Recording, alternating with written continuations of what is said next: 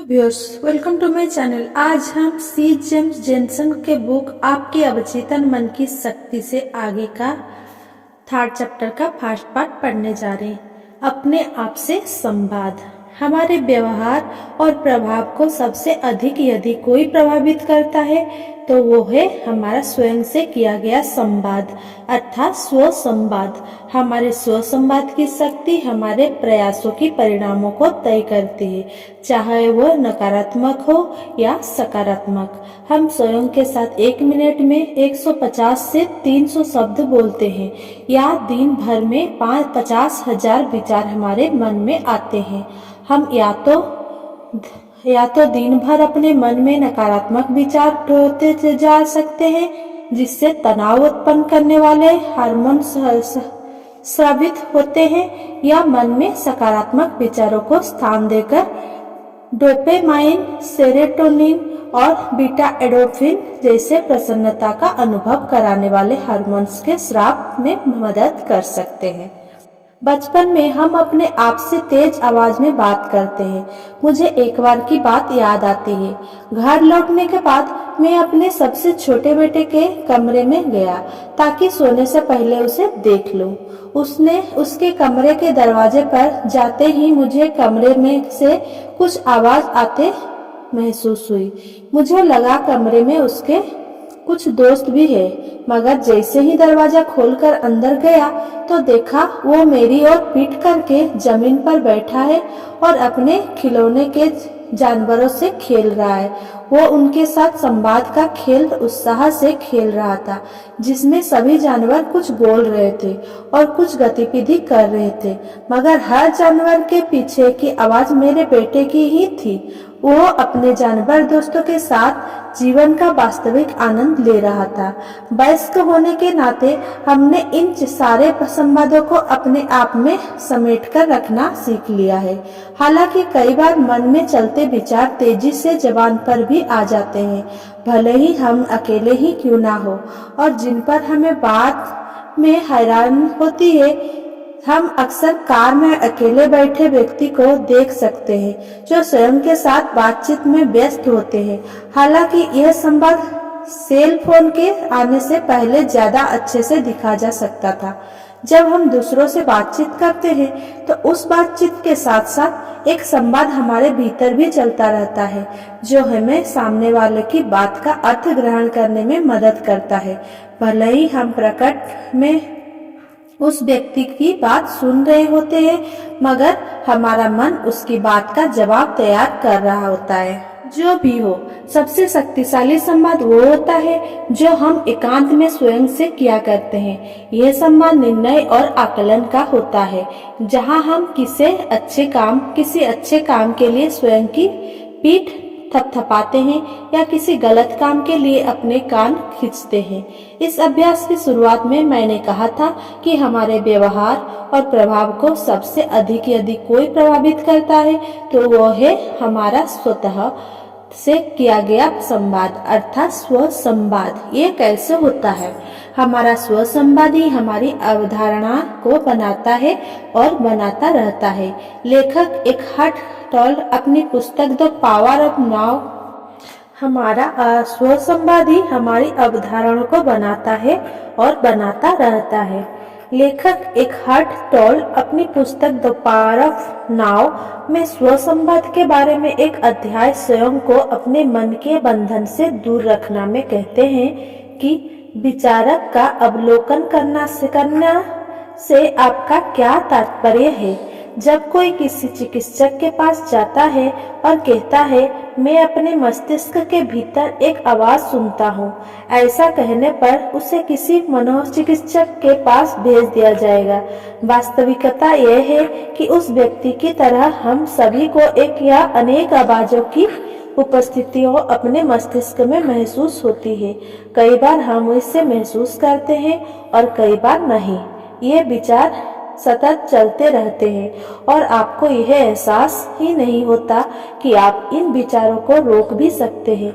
यह संवाद सतत चलता है, एक तरफा या दो तरफा। आपने अक्सर सड़क पर घूमते पागल व्यक्तियों को देखा होगा जो स्वयं से ही बातें करते रहते हैं। या बुदबुदाते रहते हैं। यह उसी तरह की क्रिया है जो हम और आप जैसे लोग के मस्तिष्क में सतत चलती रहती है, उससे भिन्न नहीं। बस फर्क ये है कि हमारा संवाद जोर से नहीं होता, हमारे भीतर की आवाज भी अनुमान लगाती है जाती है, तुलना करती है, शिकायत करती है, पसंद और नापसंद करती है। हो सकता है यह आवाज आपकी वर्तमान स्थिति की बात ना करती हो, ये हाल ही में घटी या पुरानी किसी बात को लेकर संवाद करती हो या भविष्य की कल्पना करती हो। यहाँ यह अक्सर चीजों को गलत होता दिखाती है, जिसे चिंता कहते हैं। कई बार इस ध्वनि के साथ कुछ चित्र भी बनते हैं, जिसे मानसिक चित्र कहते हैं। यदि यह आवाज आपकी वर्तमान स्थिति के बारे में है तो वे चित्र कहते हैं। यदि यह आवाज आपकी वर्तमान स्थिति के बारे में भी हो, फिर भी यह भूतकाल की बात करती नजर आती है। ऐसा इसीलिए होता है क्योंकि यह आवाज आपके किसी स्थिति विशेष के लिए अनुकूलित हुए मन से निकलती है और अनुकूलन किसी भूतकाल की घटना के चलते और आपके वातावरण द्वारा बनी हुई मानसिकता के कारण ही हुआ होती है। इसीलिए आप वर्तमान को भी भूतकाल की नजरों से देखते हैं और इसका एकदम विकृत रूप हमारे सामने आता है।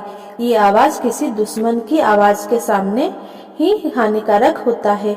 कई मनुष्य अपने मन में सतत एक सताने वाले को पोषित करते रहते हैं, जो लगातार उन पर आक्रमण करता है, उन्हें सताता है और उनके शरीर के सारी ऊर्जा खींच लेता है। ये अनकही परेशानियां, दुखों और बीमारियों का कारण होता है। अच्छी खबर ये है कि आप अपने मन की पकड़ से मुक्त हो सकते हैं। ये सच्चे अर्थों में बंधन मुक्त होना होगा। आप अभी इस दिशा में पहला कदम बढ़ा सकते हैं। अपने मन में गूंजती आवाज को जितना अधिक हो सके सुनाने का प्रयास करें। किसी विचार में लगातार हो रहे दोहराव को भी जांचें। हो सकता है कुछ पुराने विचार अब तक आपके मन में बड़े जड़े जमाए हुए बैठे हो। विचारों का अवलोकन करने से मेरा तात्पर्य यही है। बच्चों के जीवन में महत्वपूर्ण स्थान रखने वाले व्यक्ति, पालक, शिक्षक, प्रशिक्षक, बड़े भाई बहन होने के नाते बच्चों के निराशाजनक प्रदर्शन करने पर प्रतिक्रिया स्वरूप कहे गए हमारे शब्द पर हमें सोचना चाहिए। ये निराशा पियानो बजाने, परीक्षा, खेल आदि किसी भी क्षेत्र के प्रदर्शन से हो सकती है। बच्चे अपने पालकों आदि की बातों को तो अपने दिल पर लेते हैं। उनके पालकों उनके प्रदर्शन के बारे में जो भी कहते हैं वो उन्हें सच ही लगता है। एक पालक, शिक्षक, प्रशिक्षक, बड़े भाई बहन होने के नाते हमें क्या करना चाहिए? जब हमारा बच्चा हमारी आशानुरूप प्रदर्शन नहीं करता है या उसका प्रदर्शन सामान्य से नीचे हो रहता है, हमें उनके मन में ऐसा चित्र बनाना चाहिए जो उस अपेक्षा के अनुरूप हो जो हम उनसे कहते हैं या करते हैं। जैसे, बेटा, आज का यह खेल तुम्हारे सर्वश्रेष्ठ खेल नहीं था। मुझे याद है एक बार का तुम्हारा खेल, क्या बढ़िया खेला था तुमने। तुम सचमुच बहुत बढ़िया खिलाड़ी हो और अगले सप्ताह होने वाले खेल में तुम अपना सर्वश्रेष्ठ प्रदर्शन करने वाले हो। या, बेटा, तुमने घर में यह गीत बहुत ही बढ़िया बजाया था और मुझे विश्वास है तुम सबके सामने सबको ये बताने के लिए कि तुम कितना अच्छा बजाते हो अगले सप्ताह तक का इंतजार नहीं करोगे। बचपन में हमारा स्व संवाद हमारे बड़ों द्वारा हम पर डाले गए प्रभावों पर आधारित रहता है। उसमें भी जिन्हें हम अपने जीवन में महत्वपूर्ण मानते हैं और बहुत प्रेम करते हैं, उनके विचारों का हम पर बहुत प्रभाव पड़ता है। जब हम वयस्क होते हैं, जब तक हमारे मन में अपने प्रति एक स्थायी राय बन चुकी होती है कि हमें क्या अच्छा है, क्या बुरा, हमें क्या अच्छा लगता है, क्या बुरा, कैसे लोग हमें अपने आसपास अच्छे लगते हैं, किन्हें हम पसंद नहीं करते, वगैरह वगैरह, हम ये स्वीकार कर लेते हैं कि हम ऐसा ही है। एक अर्थ में हम अपने मन में उपस्थित सूचनाओं के गुलाम बन जाते हैं और चूंकि हम में से अधिकतर लोग में उपस्थिति सूचनाओं के क्योंकि हम में से अधिकतर लोगों ने कभी भी यह सोचा ही नहीं होता कि हम अपने व्यवहार को, अपने विचार को बदल सकते हैं।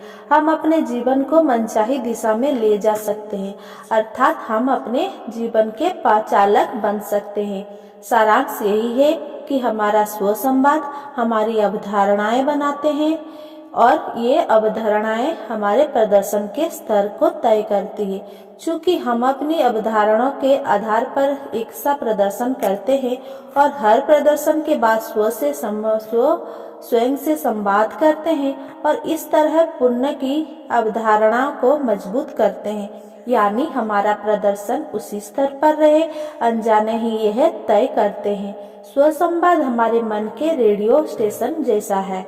क्या हम सही स्टेशन सुन रहे हैं? क्या हमें स्टेशन बदलना चाहिए? क्या हमें पता है कि हम स्टेशन कैसे बदल सकते हैं? अपना इरादा मजबूत रखें।